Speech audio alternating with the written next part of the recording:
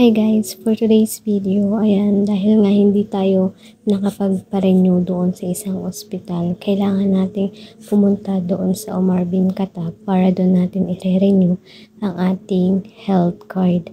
Ayan, on the way na kami doon sa ospital na yun. At makikita nyo, diba, puro biyahe-biyahe na lang ang nangyari sa aking video. Pero yung way na papunta doon sa ospital na yun ay mabilis lang. Kasi isang way lang yun, and then after that, ayan na, malapit na tayo doon sa ospital.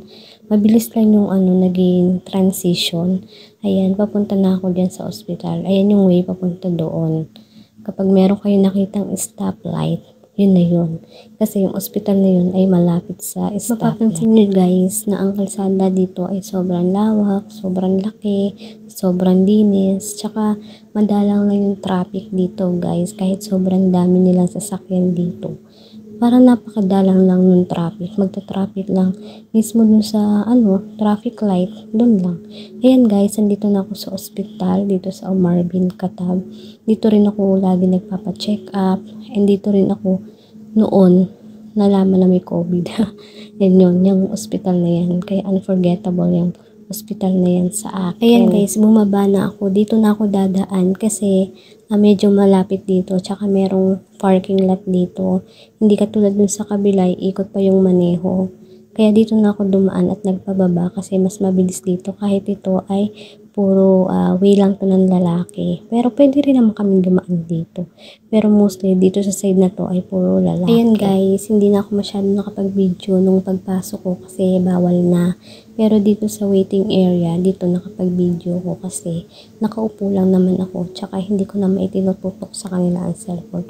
Wala lang, ganyan lang yung aking pag-video kasi nga diba, bawal. At lalong bawal kapag nakita nila. Hindi ko alam anong gagawin nila. Pero ayan, yung paa ko lang ang tingnan nyo guys. Ayan yung hospital nila. Sobrang linis nito guys. At saka may wifi, may aircon. Social yung kanilang hospital dito. Marami rin nagpapacheck up dito guys. Iba't ibang lahi.